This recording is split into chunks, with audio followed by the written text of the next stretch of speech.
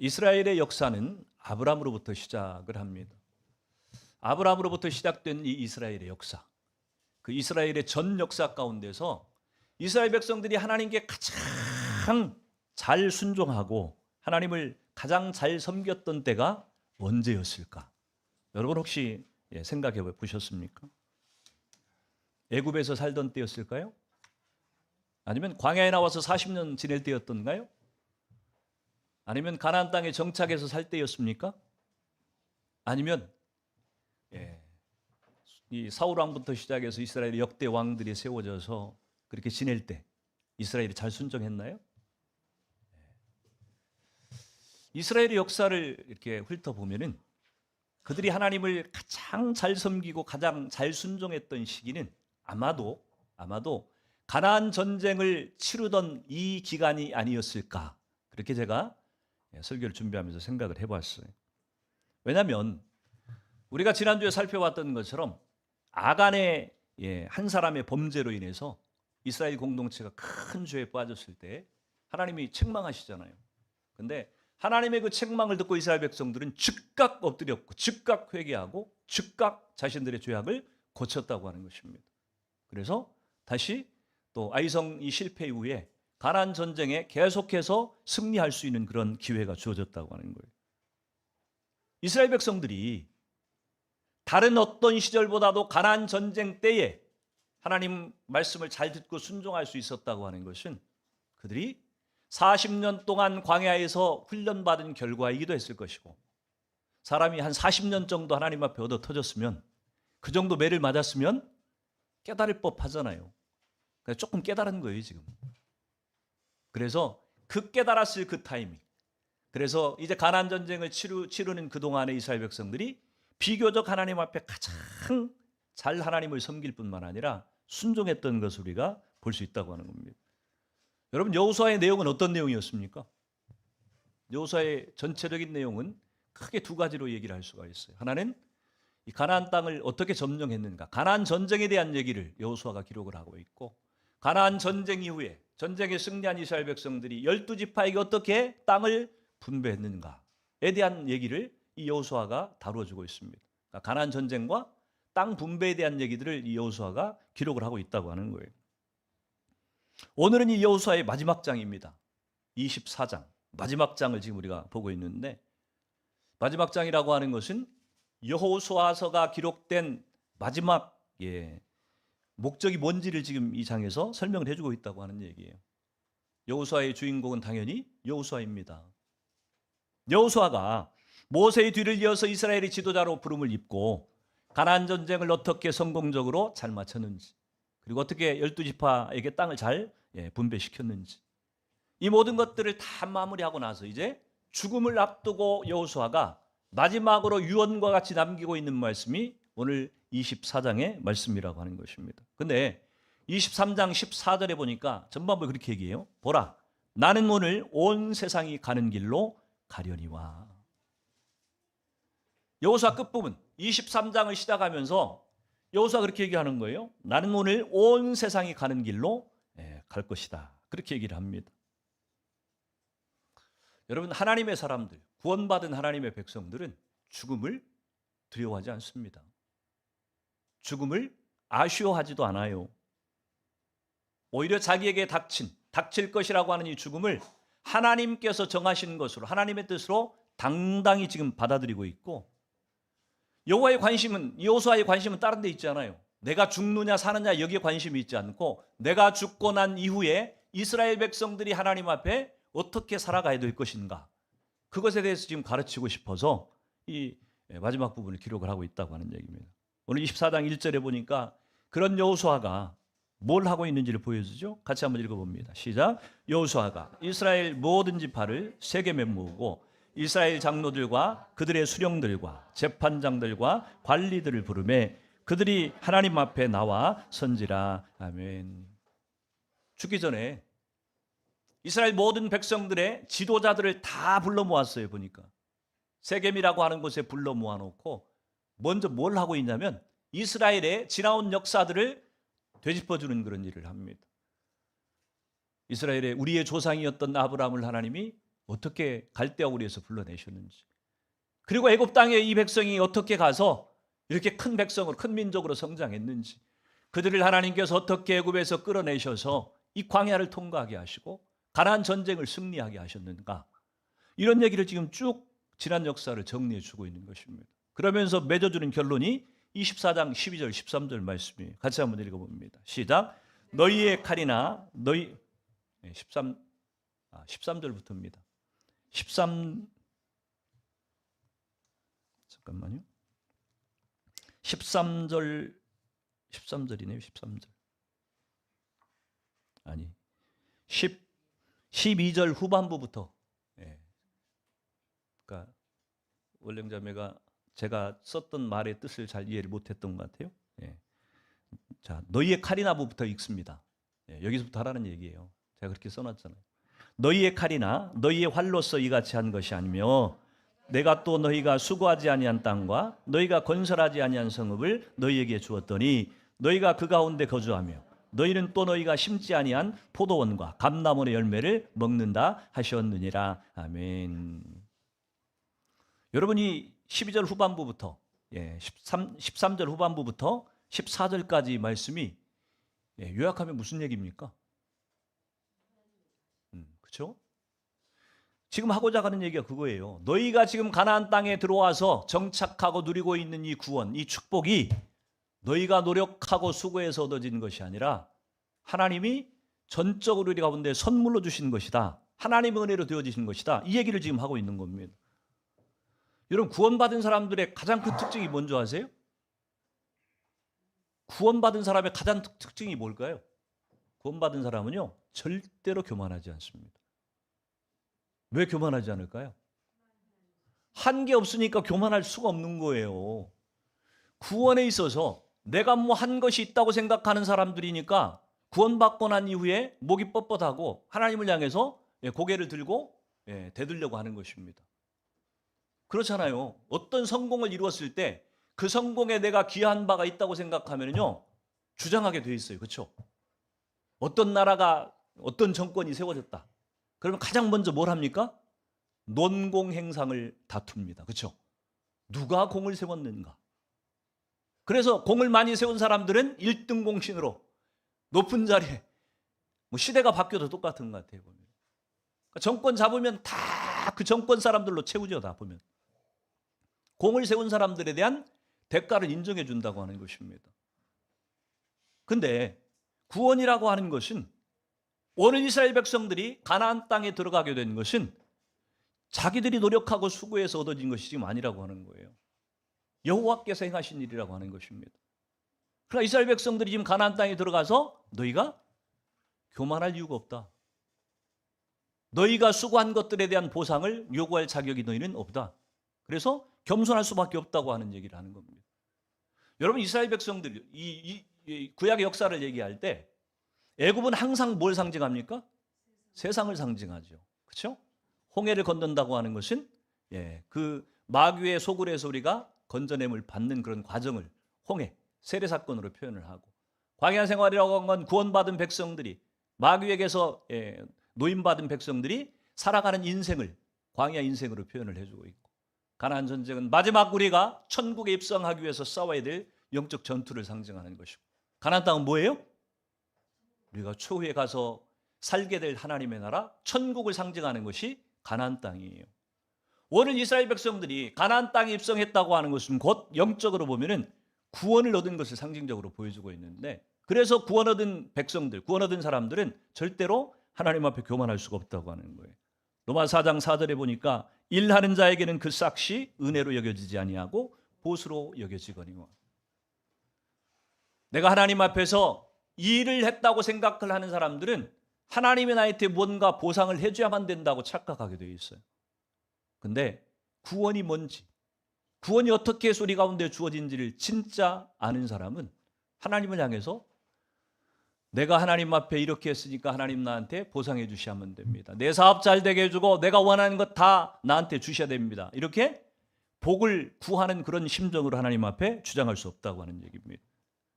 그래서 성경은요, 구원을 선물로 표현하고 있어요. 중요한 것은 여러분에게 구원이 선물로 정말 느껴지고 있느냐를 한번 돌아봐야 된다고 하는 얘기입니다. 여러분의 구원이 선물로 느껴지십니까? 정말 구원이 값없이 하나님이 나한테 주신 특별한 선물이라고 하는 것이 정말 느껴지십니까? 정말 그것이 사실이라고 한다면 우리는 오늘 여호수아가 이렇게 얘기하고 있는 거예요. 구원받은 사람, 하나님의 선물을, 값없는 선물을 은혜로 받은, 구원받은 이 백성들은 이렇게 살아야 된다. 아니, 이렇게 살 수밖에 없다라고 지금 여호수아가 주장하고 있는 거예요. 그게 오늘 본문의 말씀이라고 하는 것입니다. 그래서 오늘 본문 말씀 14절을 같이 한번 다시 읽어보도록 합니다. 시작. 그러므로 이제는 여호와를 경외하며 온전함과 진실함으로 그를 섬기라. 너희의 조상들이 강 저쪽과 애굽에서 섬기던 신들을 치워버리고 여호와만 섬기라.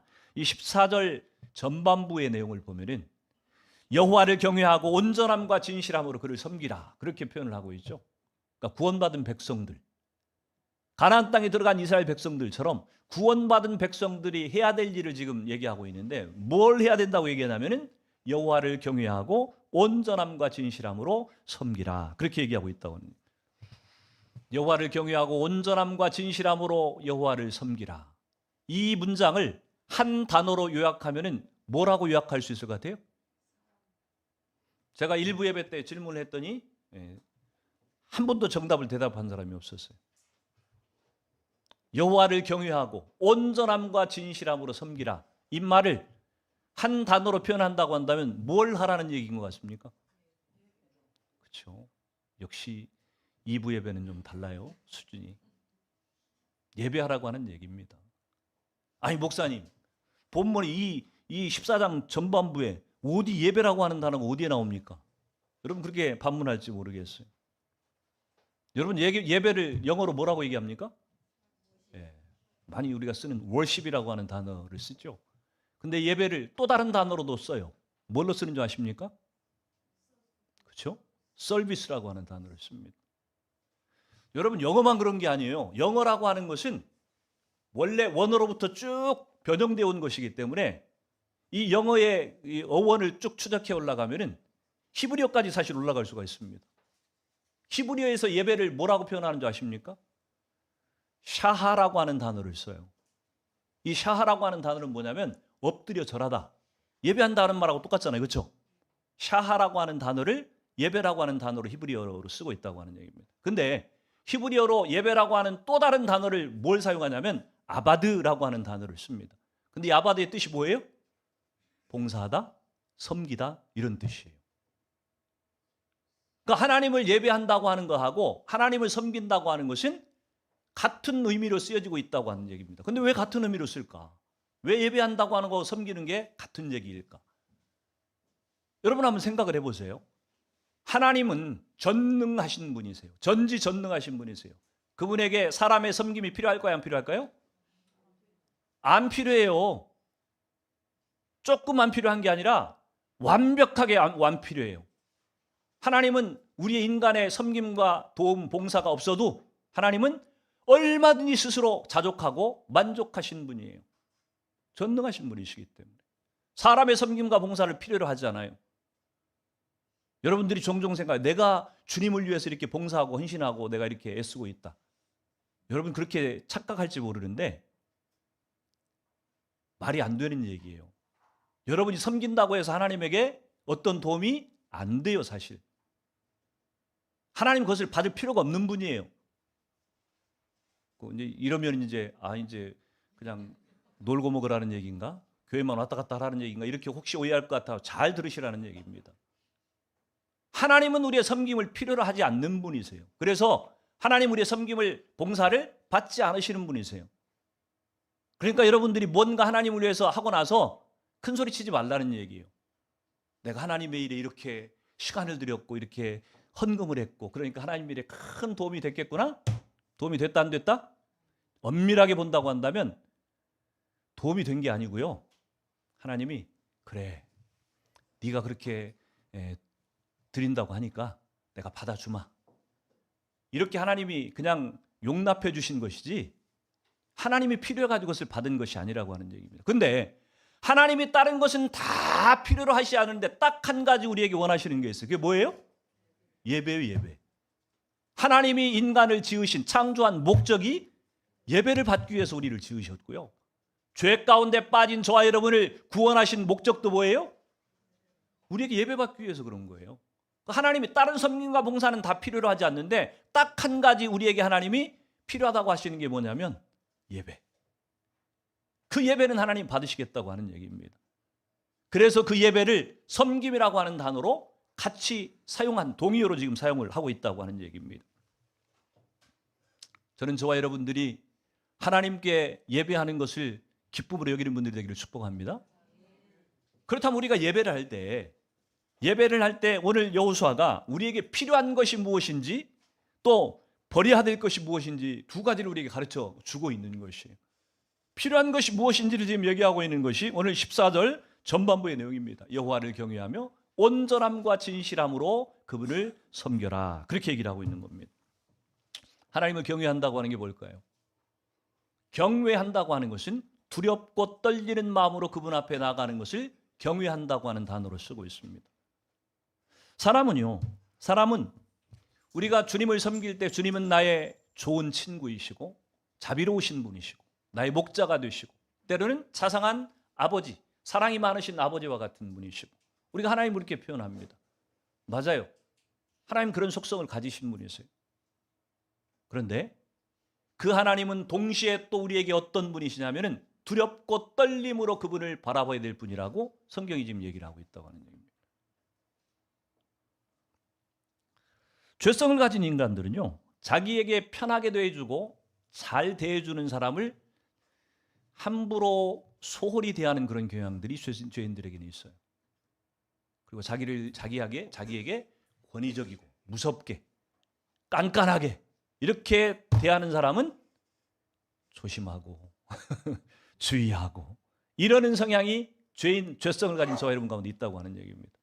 다시 말해서 강자에게는 약하고 약자에게는 강하려고 하는 성향이 죄인들에게 있다고 하는 얘기입니다. 우리도 조심해야 돼요.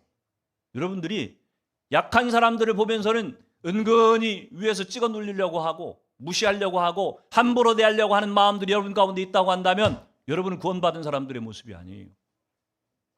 예수님의 마음은 구원받은 사람들에게 주신 마음은요, 그 반대의 마음이에요. 상대방이 약자든 강자든 상관이 없어요. 그런 어떤 지위나 사람이 갖고 있는 스펙을 보고 그 사람을 조심하거나 존경하거나 이러지 않고 늘 같은 마음으로 하나님 주신 마음으로 대하려고 하는 것이 구원받은 사람들의 모습이라고 얘기를 하고 있는 거예요. 하나님이 우리에게 은혜와 자비로 대해 주신다고 우리가 하나님을 함부로 대해서는 안 된다고 하는 것을 분명히 얘기하고 있다는 얘기입니다. 그런데 그것을 우리가 어떻게 할 수 있는가? 예배에 대한 우리의 태도를 보면 금방 알 수가 있어요. 저는 이제 가끔가다 화요일, 목요일 날은 이제 만나볼상이 있으니까 교회로 오고 나머지는 이제 집에서 이제 기도를 하는데 새벽에 기도할 때 이렇게 책상 앞에 가서 앉으면은 저는 제일 제가 편한 자세가 어떤 자세냐면은 책상 위에다가 발을 이렇게 올려놓고 이렇게 기대가지고서 책을 보고 이게 제가 제일 편하게 생각하는 자세입니다. 아주 안 좋은 자세예요. 그렇죠? 허리에 굉장히 안 좋은 그런 자세입니다. 근데 하여튼 저는 그게 편해.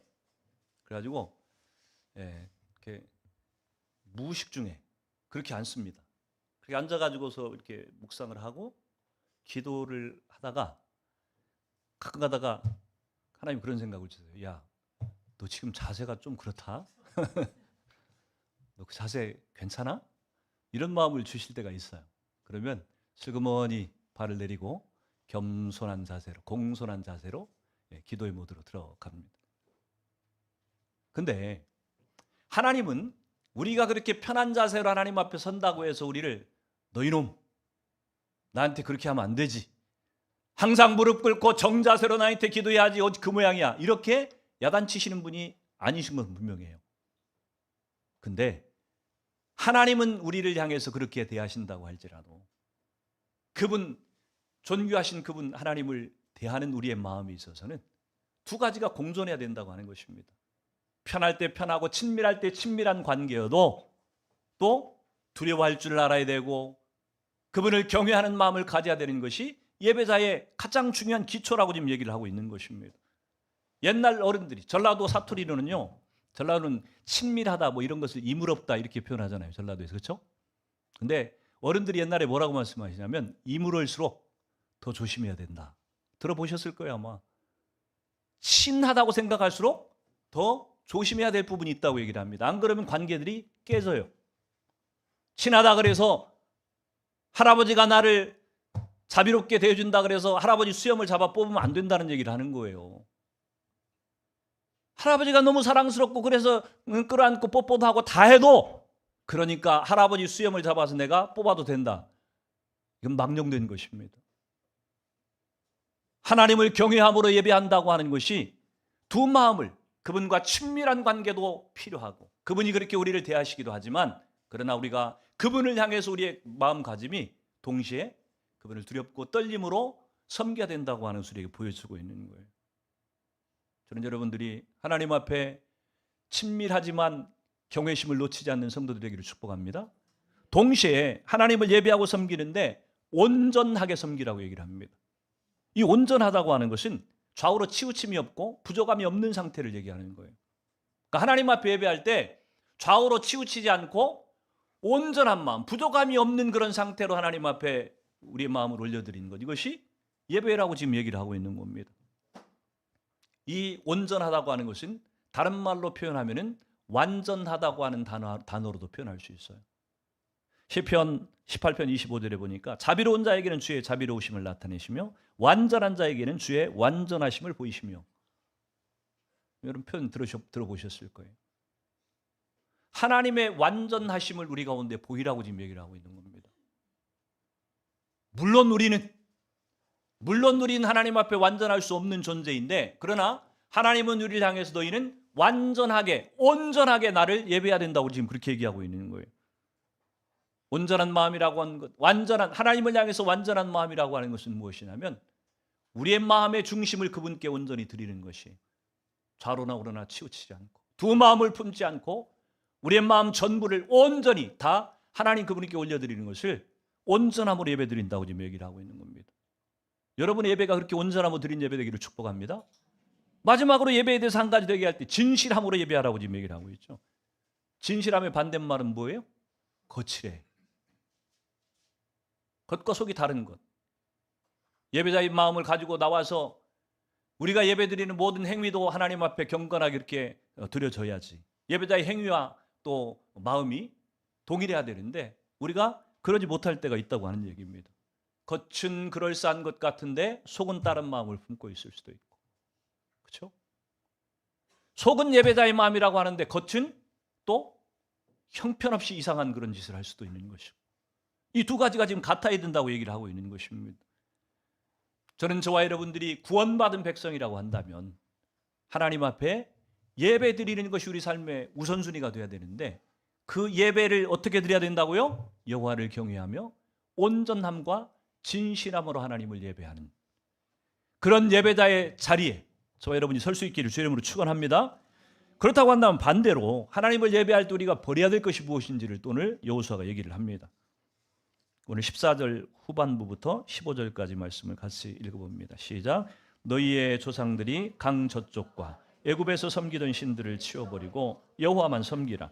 만일 여호와를 섬기는 것이 너희에게 좋지 않게 보이거든 너희 조상들이 강 저쪽에서 섬기던 신들이든지 또는 너희가 거주하는 땅에 있는 아모리 족속의 신들인지 너희가 섬길 자를 오늘 택하라.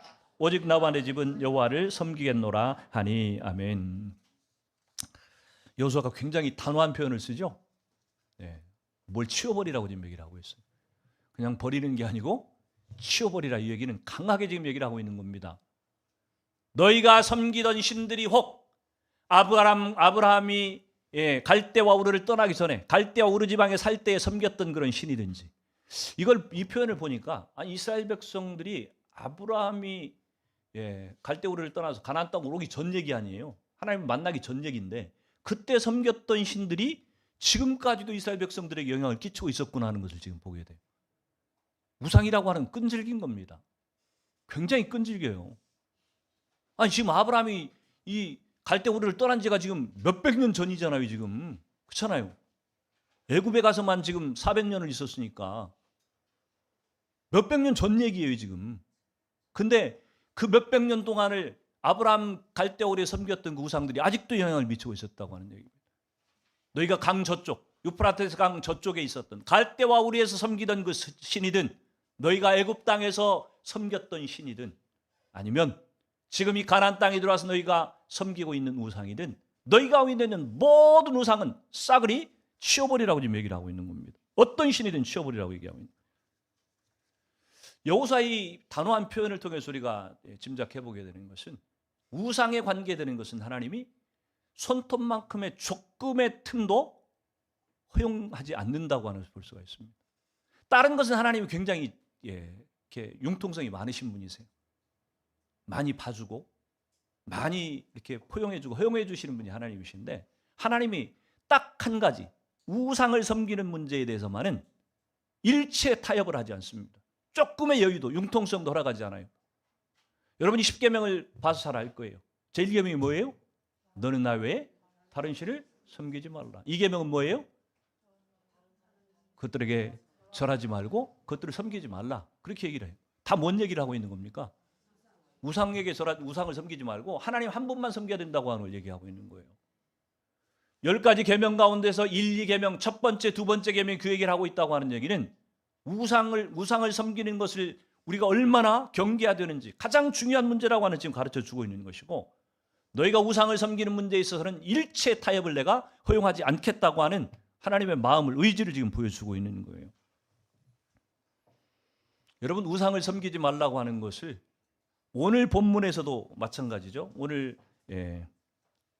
19절 중반부에 보면은 하나님은 질투하시는 하나님이라 그렇게 얘기를 하고 있고, 출애굽기 20장 5절에도 보면은 10계명을 얘기하면서 하나님이 자신을 질투하시는 하나님이라고 그렇게 표현을 해요. 질투하시는 하나님. 다른 걸 하나님은 질투하시지 않아요. 근데 다른 신을 섬기는 것에 대해서는 극도로 질투하신다고 지금 표현을 하고 있습니다. 이건 뭐 우리가 경험을 통해서 잘 아는 거죠. 내 아내나 내 남편이나 결혼한 사람들이 자기 남편, 자기 아내 외에 다른 여자, 다른 남자에게 눈길을 돌리는 것을, 다른 것은 다 용서해 줄 수 있어도 그거는 용서가 안 되는 거예요. 그래서 성경에서도 이혼할 수 있는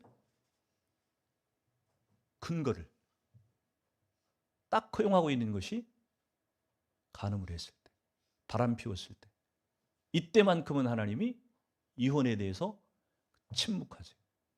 잠정적으로 허용해 주시는 모습을 보게 돼요. 그만큼 무서운 얘기라고 하는 얘기입니다. 돌이킬 수 없는 얘기라고 하는 것이, 우상을 섬기지 말라고, 내 아내나 내 남편을 정말 사랑한다고 한다면 다른 남자나 여자에게 눈 돌리면 안 되는 것과 같이, 그리고 우리가 정말 하나님을 사랑한다고 한다면 다른 신, 다른 우상에게 우리의 마음을 빼앗기는 것은 절대로 용납이 안 된다고 지금 얘기를 하고 있는 겁니다. 여러분 중에 혹시 우상에게 제사하거나 절하는 분들이 안 계시죠?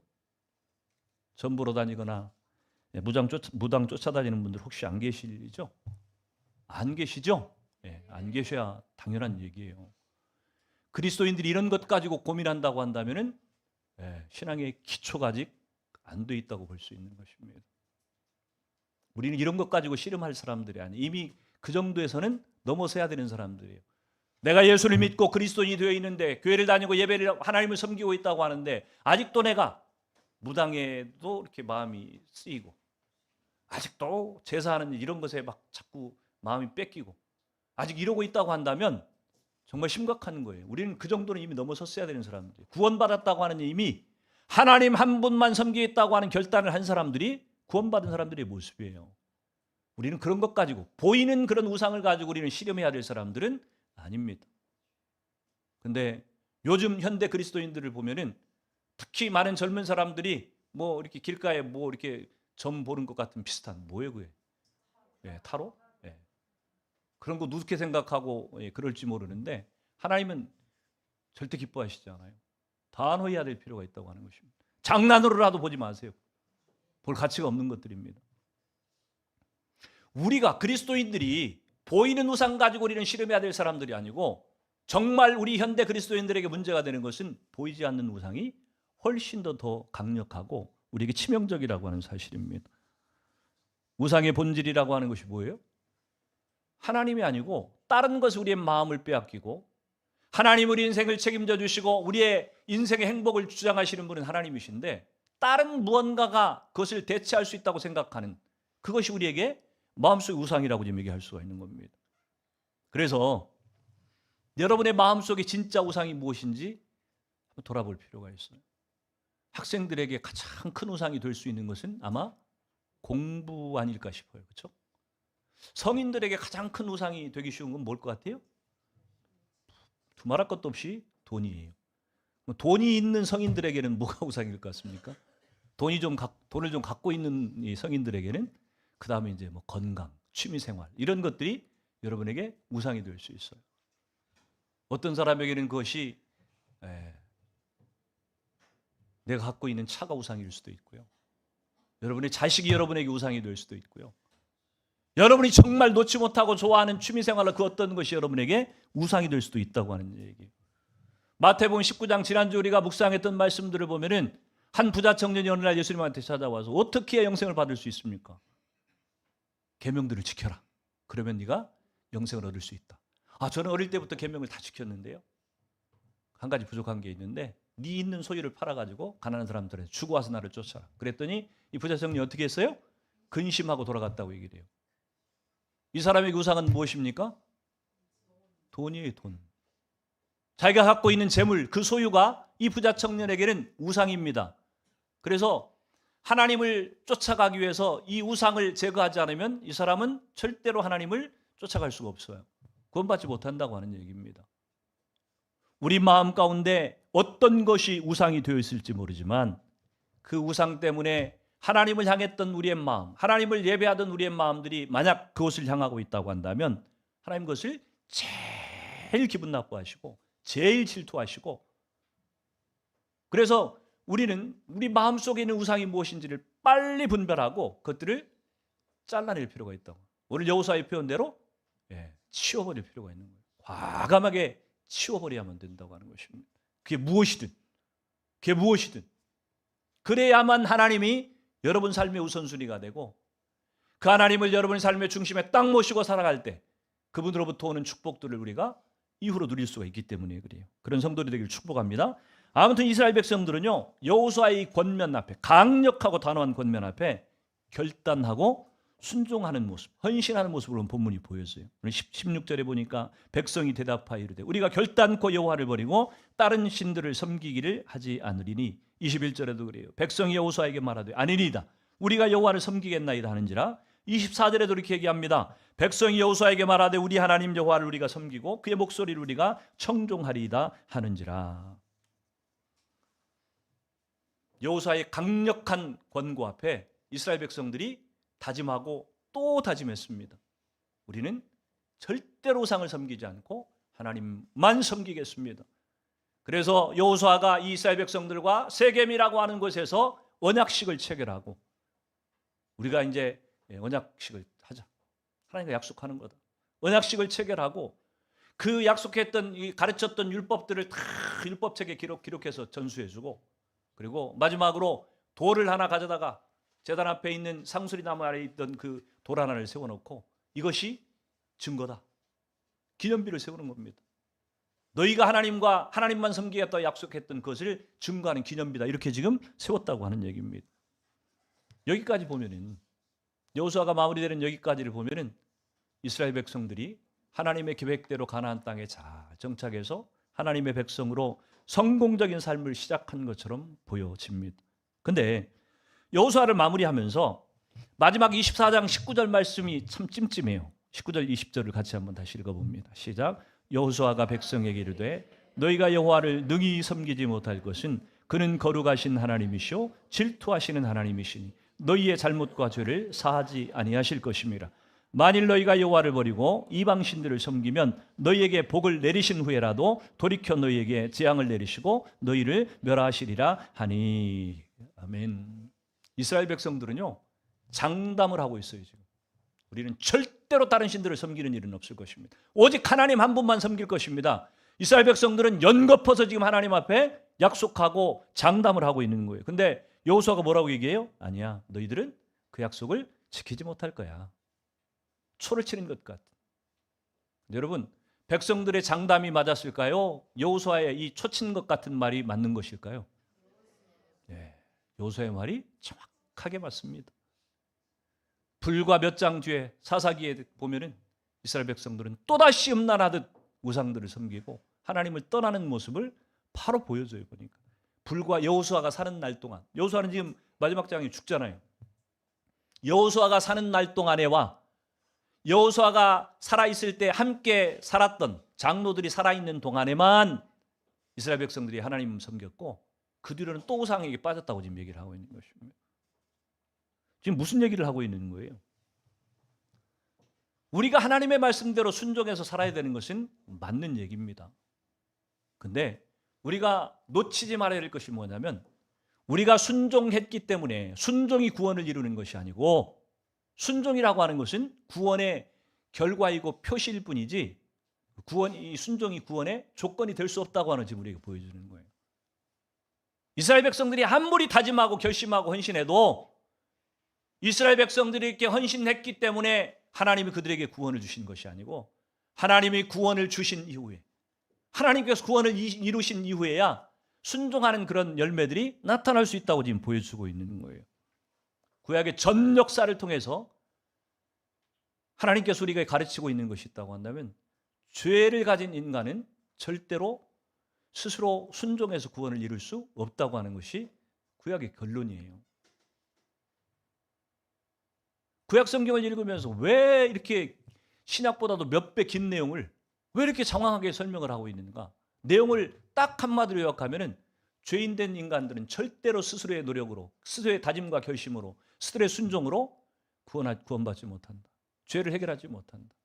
그래서 너희의 그 죄를, 너희가 해결할 수 없는 그 죄를 최종적으로 누가요? 메시아 예수 그리스도 그분이 오셔서 십자가에 달려 죄값을 치르셔야만 너희 죄가 용서받을 수 있다. 이것이 구약의 내용이에요. 신약의 내용은 뭡니까? 너희 앞에 서 있는 그 예수 그리스도 그분이 바로 너희 죄를 그렇게 해결하신 메시아이시다. 이 얘기를 지금 신약 성경에서 기록하고 있는 것입니다. 사랑하는 성도 여러분, 여러분에게 두 가지 질문을 드리고 싶어요. 여러분들은 구원 받았습니까? 구원받은 자의 삶을 살아가고 있습니까? 앞에 질문은 대답하기가 어렵지 않죠. 구원받은 거 맞아요. 그런데 구원받은 자의 삶을 살아가고 있습니까? 이렇게 질문하면 자신이 없어지죠. 그렇죠? 여러분, 우리가 우상을 치워버리고 내가 하나님 앞에 순종해서 살겠다고 결단한다고 되는 것이 아니에요. 구약의 그 수많은 백성들이 실패한 것을 우리가 보면은, 인간이 결단하고 헌신한다고 해서 우리 안에 하나님의 뜻을 이루고 구원을 이룰 수는 결코 없다고 하는 것입니다. 그래서 예수님이 십자가를 지시고 사흘 만에 부활하셔서 승천하신 다음에 제자들에게 성령을 보내셔서 우리를 도우시겠다고 약속한 거예요. 내가 너희에게 보낼 성령 그분이 너희 안에서 하나님의 뜻을 순종해서 구원을 이루고 구원의 삶을 살아가게 하는 그런 능력을 일으킬 것이다. 그렇게 약속해 주고 있다고 하는 얘기입니다. 구원받은 자의 삶에 가장 먼저 나타나는 특징은 뭐냐면은, 하나님을 예배하는 삶이에요.